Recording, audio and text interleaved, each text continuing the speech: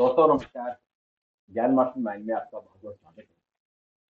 मित्रों, आपने अक्सर सुना होगा हिंदू धर्म में, बल्कि सभी धर्मों में ये है, ये इस्लाम में भी है, क्रिश्चियनिटी में भी है और हिंदू में भी है। तंत्र और मंत्र। और तंत्र में तो आपने हॉलीवुड की बड़ी बड़ी फिल्में देखी हैं। लेकिन क्या तंत्र वाकई होता है? और ये तंत्र का क्या भगवान से कनेक्शन है कि हम तंत्र के जरिए भगवान को खुश कर सकते हैं, जैसे ही मंत्रों के जरिए कर सकते हैं? क्योंकि मंत्र तो साइंस ने ये प्रूफ कर दिया है कि मंत्र बेसिकली एक आपकी नाद है, जो स्वर है, और स्वर मरता नहीं, स्वर गूंजता है, और उसके जरिए हम एक फ्रीक्वेंसी पर ईश्वर की एक फ्रीक्वेंसी है जहाँ हम वहाँ पहुंच जाते हैं। और ये हमारे जो स्पेक्ट्रम है, वो स्पेक्ट्रम वही उसका मार्ग है उस फ्रीक्वेंसी पर पहुंचने का, वो साइंस में प्रूफ है। लेकिन तंत्र क्या है, इस बारे में आज चर्चा करेंगे हम। और अगर आपने ये हमारा मंत्र वाला सीरीज नहीं देखी है, तो आप जरूर हमारे यूट्यूब चैनल पर जाइए और आपको दिख जाएगा कि जो ब्रह्मनाद है, ब्रह्मनाद को साइंस में कैसे क्वांटम एनर्जी माना है। ये जरूर आप देखिए, आपके बहुत ज्ञान वर्धन होगा। और आज हम बात करें तंत्र की। तो मित्रों, सबसे पहले आपसे आग्रह है कि अगर आपने चैनल सब्सक्राइब नहीं किया तो कर दीजिए, शेयर कीजिए, लाइक कीजिए। और आज बात करते हैं अपने विषय से, डॉक्टर। डॉक्टर, आपका बहुत बहुत स्वागत है। तो डॉक्टर साहब, कल आपने मंत्रों के बारे में बताया था कि मंत्र के जरिए बेसिकली जो मंत्र है वही क्वांटम एनर्जी है।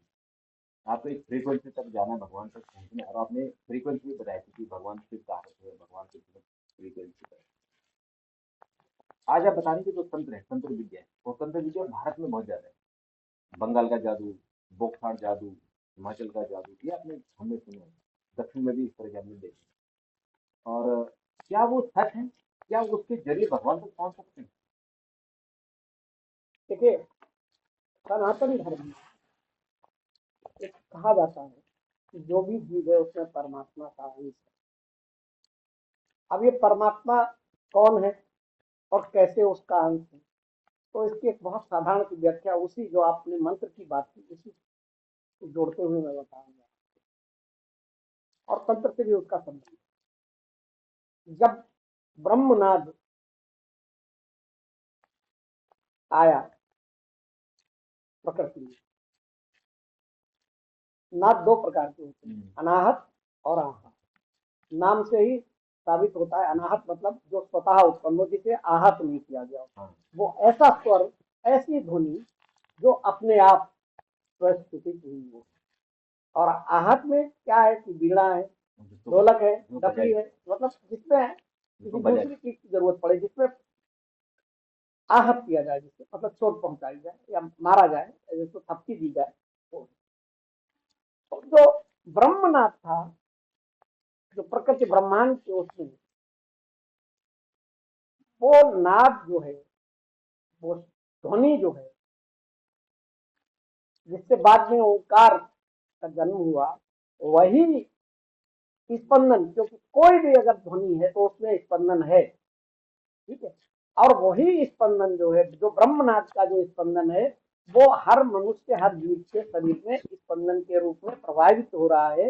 इसीलिए कहा जाता है कि प्रत्येक मनुष्य, सनातन धर्म में ये माना जाता है कि प्रत्येक व्यक्ति के, प्रत्येक मनुष्य के, प्रत्येक जीव के अंदर ईश्वर का अंश है। तो वो जो ब्रह्मनाद का स्पंदन है, वही स्पंदन आपके शरीर में स्पंदित हो रहा है। उसको फ्रीक्वेंसी की जरूरत होती है, मिलाने की जरूरत होती है।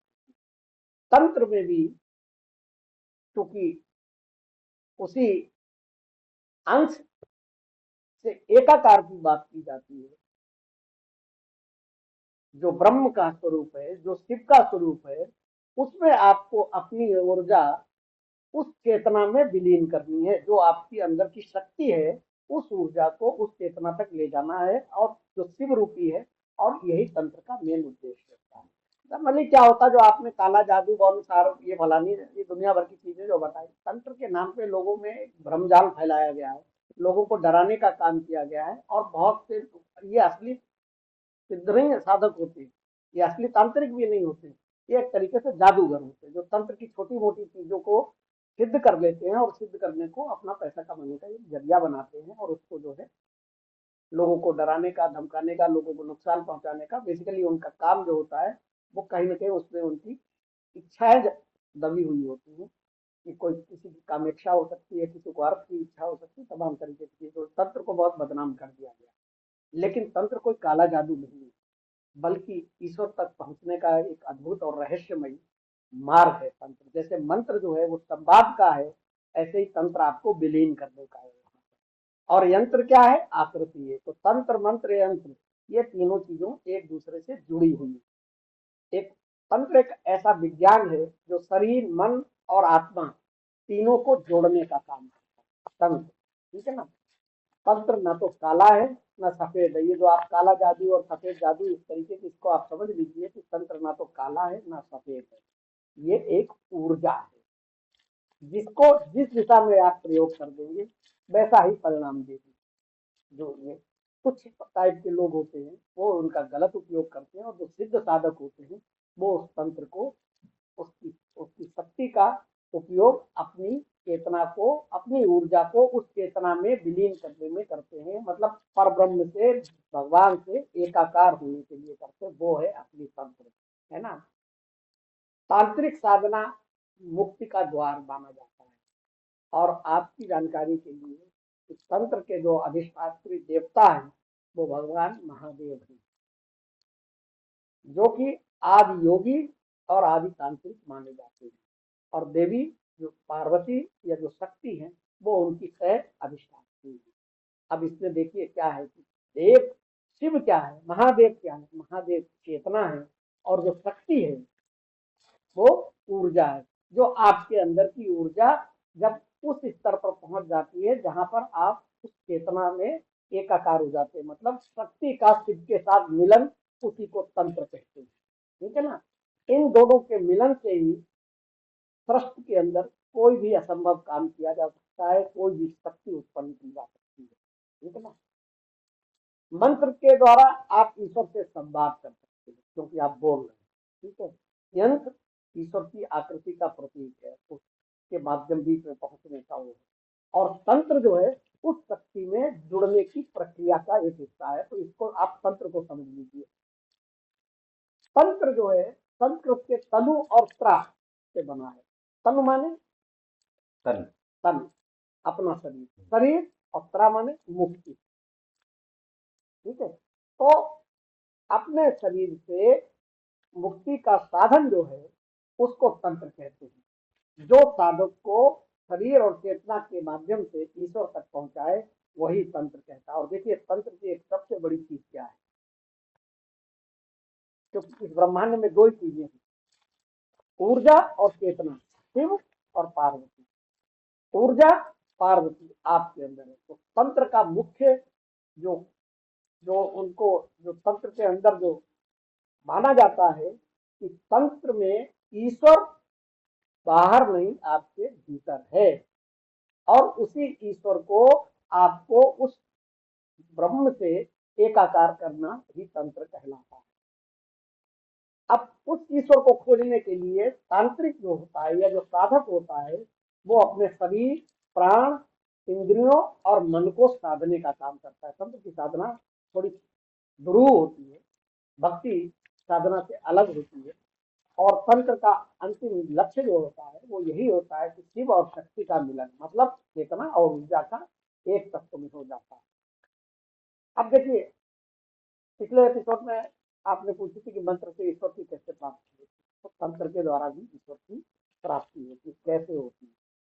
तंत्र सबसे पहली बात तो ये कहता है कि भगवान आपके अंदर है, कहीं और नहीं है। आप उसको बाहर मत भूलिए, भगवान आपके अंदर। वो कहता है कि आप स्वयं ईश्वर के अंश हैं। और कैसे? जब साधक अपनी कुंडलनी को, ऊर्जा चक्र, कुंडलनी क्या है? ऊर्जा चक्र है, इसके साथ द्वार है।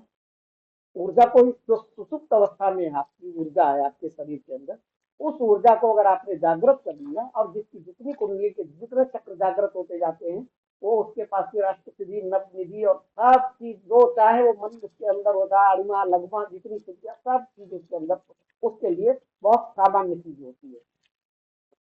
तो जब साधक अपने कुंडली को तांत्रिक तंत्र क्रिया में कुंडली को जब वो जागृत करने की स्थिति करता है, अपनी कुंडली को जागृत करता है, उसकी ऊर्जा के स्तर को ऊपर ले जाता है, और जब वो सहस्रार तक पहुंचता है, यहाँ तक पहुंचता है, तो वो उसकी ऊर्जा कहाँ विलीन होती है? ब्रह्मांड। ब्रह्मांड में क्या है? ब्रह्म, शिव। और जो आपकी जो अंदर से ऊर्जा हो रही है क्या है? ये आपकी जो है ऊर्जा है। और वो क्या है? चेतना। ऊर्जा चेतना में विलीन हुई, मतलब शिव और सती। वही जिसको आज साइंस क्वांटम एनर्जी कहता है। तंत्र में एक तांत्रिक जो है उसके दिमाग में हमेशा एक चीज रहती है कि हम, मैं और ब्रह्म अलग अलग नहीं है, एक ही है। इसीलिए हमारे सनातन धर्म में कहा गया है, क्या कहा गया कि ब्रह्म और आपके अंदर ही भगवान निवास करता है, ब्रह्म एक ही है, आप हैं।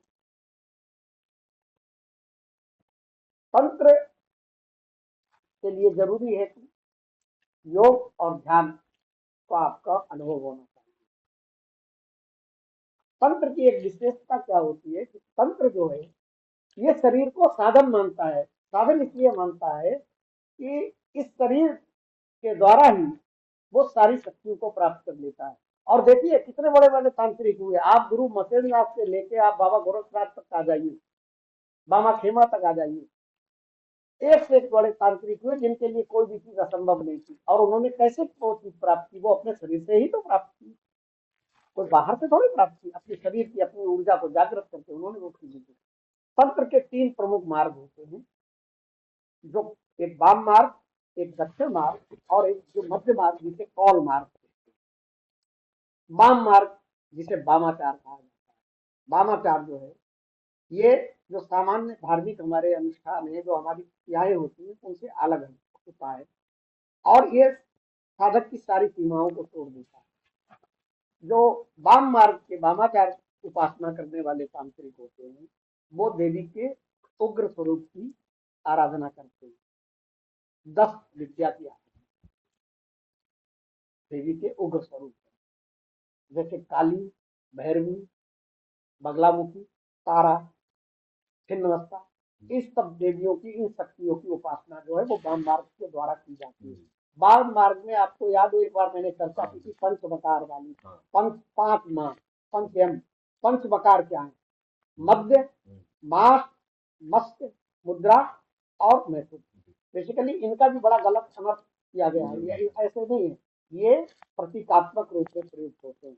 इसका, इन 5 चीजों का मतलब क्या होता है? अपनी इंद्रियों पे नियंत्रण करना। ये ऐसा नहीं कि मांस खा लिया, मद्यपान कर लिया, वो नहीं है, ये सब इंद्रिय कंट्रोल। हाँ, इंद्रिय नियंत्रण और अपने भय को खत्म करना, ठीक है ना, ये होता है। इस साधना में साधु को शरीर और मन दोनों पर पूर्ण नियंत्रण प्राप्त करना होता है, ताकि वो अपनी चेतना को, जो भौतिक सीमाएं हैं, उनसे मुक्त करने की स्थिति में आ जाए। ये मार्ग जो है तंत्र का बहुत कठिन मार्ग माना जाता है, लेकिन जितना कठिन है उतना ही ये शक्तिशाली भी माना जाता है। दूसरा आता है दक्षिण मार्ग, दक्षिणाचार। वाम मार्ग हो गया, वामाचार, अब दक्षिणाचार। ये सात्विक है, शुद्ध है। इसमें ये गृहस्थ भी कर सकते हैं और जो वैसे वैष्णव साधक हैं और तरीके के जो साधक हैं जो पंचवकार को नहीं करते हैं, करना चाहते, वो दक्षिण मार्ग भी होते हैं। इसमें साधक देवी देवताओं की पूजा, मंत्र, जप, ध्यान और यंत्र साधना के माध्यम से शक्ति का अनुभव करता है। मतलब मूल वही है कि अपने शरीर के अंदर ही अब शक्ति को खोजने का काम करता है। ये मार्ग गृहस्थ लोग भी कर सकते हैं और साधक भी कर सकते हैं। इसमें जो है जैसे ललिता तंत्र, जो हमारे आदि शंकराचार्य ने रचना की, ललिता तंत्र, श्री विद्या साधना और त्रिपुर सुंदरी की उपासनाएं जो है वो दक्षिण मार्ग से तांत्रिक या साधक किया करते हैं। अब आता है कौल मार्ग। ये मार्ग वाम मार्ग और दक्षिण दोनों का संतुलित रूप है।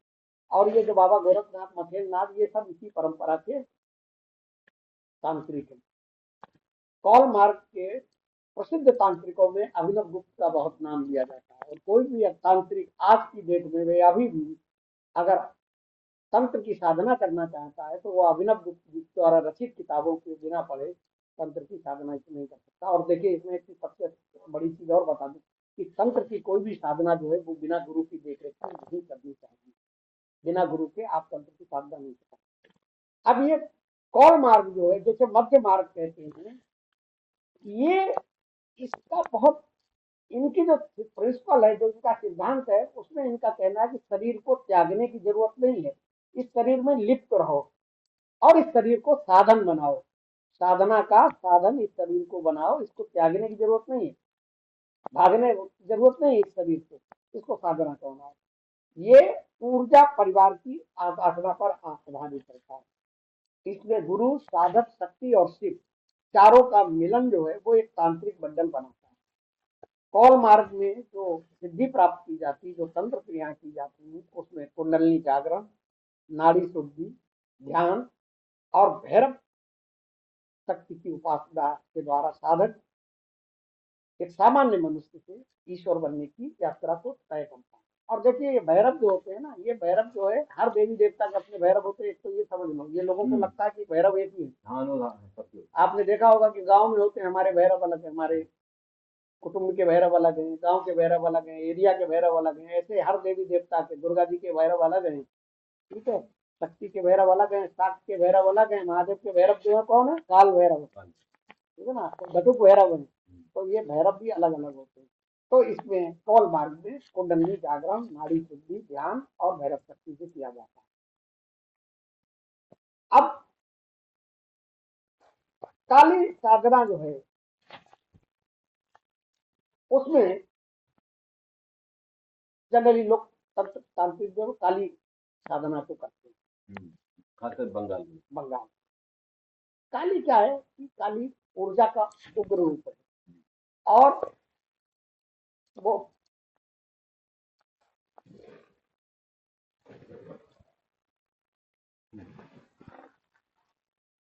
काली जो है वो ऊर्जा का उग्र रूप है, और उसकी साधना से साधक में भय का अंत होता है और अदम्य साहस की शक्ति मिलती है। तारा, माँ तारा का अगर आप करते हैं तो उससे बाड़ी और ज्ञान की शुद्धि मिलती है। और भैरव साधना जो है वो एक तांत्रिक, कोई भी अगर तांत्रिक है तो वो भैरव साधना को इसलिए करता है कि जब भी आप कोई साधना करना शुरू करते हैं तो आपकी जो आंतरिक जो शक्तियां हैं और जो बाह्य शक्ति है, दोनों आपस में व्यवधान पैदा करने की कोशिश करती है। तो ऐसे में काल भैरव को साथ सबसे पहले साधा जाता है। भैरव की साधना इसलिए की जाती है कि वो आपको उन जो बुरी शक्तियां हैं, जो नकारात्मक शक्तियां हैं, उनसे रक्षा करने का काम करे। और दूसरे, वो साधना के आगे के चरणों के बारे में बताता है। वो बताता है कि आपको इस माध्यम से, इस रास्ते से जाना है, तब आपको आपके इष्ट की प्राप्ति होगी। देखिए, तंत्र साधना का मतलब एक चीज समझ लीजिए, जो मैंने आपको बताया ना, दो तरीके के होते हैं। तो जो ये तो छोटे पंचायत के लोग होते हैं जो अपने फायदे के लिए करते हैं, इनका उद्देश्य खाली तंत्र साधना का है, केवल शक्ति का, और उस शक्ति का दुरुपयोग, ठीक है। और जो साधक होता है वो जो शक्ति प्राप्त करता है उसके माध्यम से शिव को प्राप्त करने की कोशिश करता है, ठीक है ना। वो शिव को प्राप्त करने की, दोनों तरीके इस तरीके के होते हैं। और जो साधक सिद्धियों में अटक जाता है, थोड़ी बहुत सिद्धि मिली और वो अटक गया, तो वो तंत्र साधना क्या होता है कि वो उसका मार्ग खो जाता है और वो इन्हीं में लिप्त हो जाता है। और 100 में से 90 लोग जो है साधक तंत्र के, वो इन्हीं थोड़ी सी सिद्धि प्राप्त हुई और वो जो है अपने रास्ते से भटक गए। जो पूर्ण साधक होता है वो ईश्वर तक पहुंचने का काम करता है, उस शक्ति का उपयोग वो ईश्वर तक करता है। तंत्र के फायदे क्या है, देखो तंत्र के फायदे क्या है। अंतर्मन की जागृति करता है। तंत्र साधना से व्यक्ति अपने मन, प्राण और ऊर्जा पर नियंत्रण करना सीखता है।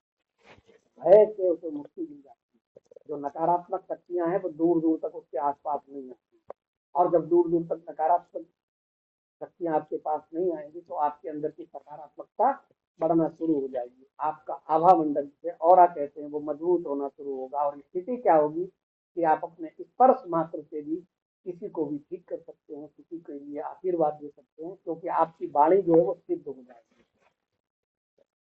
और मैंने जो मंत्र से बताया था वही काम तंत्र से होता है, जो अभी आप कह रहे थे कि कम, ये जो ईश्वरीय शक्ति का जो कंपन है, उसमें ये तंत्र का साधक जो है अपनी ऊर्जा के कंपन से उसमें जुड़ने का काम करता है। जो देवी देवताओं का कंपन क्षेत्र है उसमें हो जाता है।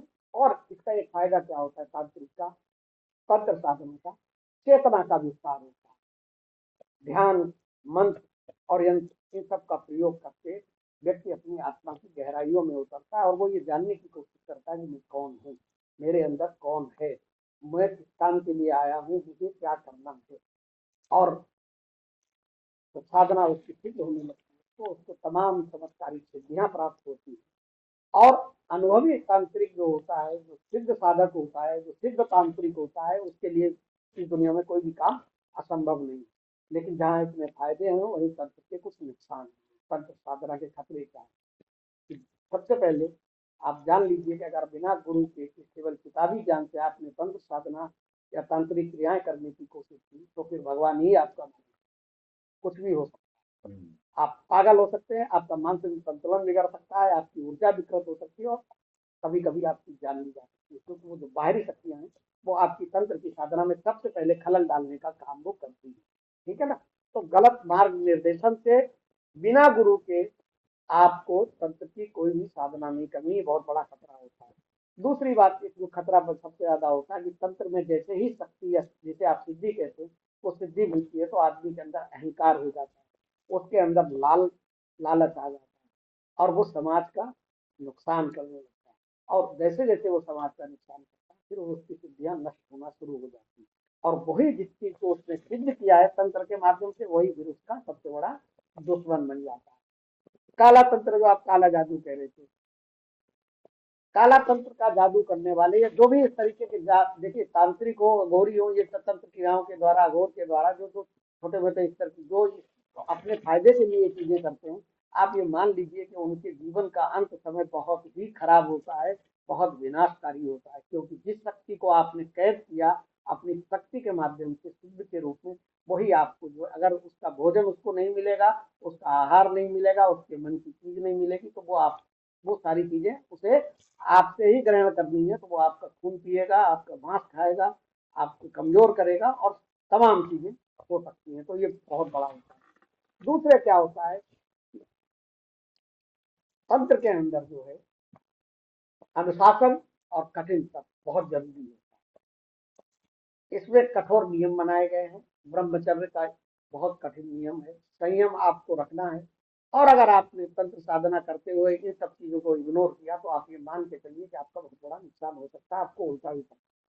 भारत में बहुत बड़े बड़े तांत्रिक हुए हैं, गुरु मसेन दास हुए, गुरु गोरखनाथ हुए, उन्होंने तंत्र से क्या क्या चीजें नहीं प्राप्त की। कामाख्या के तंत्र, एक कामाख्या हमारे यहाँ सबसे बड़ी तंत्र की पीठ जो है जो कामाख्या मानी जाती है। ठीक है ना। तो वहाँ के लोग हैं और महिला तांत्रिक की एक बार मैंने आपको बताया था रानी रूपवती जो देवी काली की उपासना थी, जब चाहे तब देवी को प्रकट कर सकती थी। लेकिन इन साधकों का, इन तांत्रिकों का सबका उद्देश्य एक ही था कि शक्ति के माध्यम से तंत्र की साधना के द्वारा अपनी शक्ति, अपनी ऊर्जा को उस शिव की चेतना में विलीन कर। ठीक है। उन्होंने सिद्धियों का उपयोग लोक कल्याण और आत्म मोक्ष के लिए किया, न कि किसी फायदे नुकसान के लिए। तो तंत्र जो है ना, इसको निगेटिव अर्थों में आप नहीं लेना चाहिए। इसके बारे में बड़ी भ्रांतियां हैं और उन भ्रांतियों को दूर करने की जरूरत है। बिल्कुल। तो ये जो भ्रांतियां हैं इसको दूर करना है। और इस वीडियो बनाने का मकसद ही यही है कि आप भ्रांति में न रहें।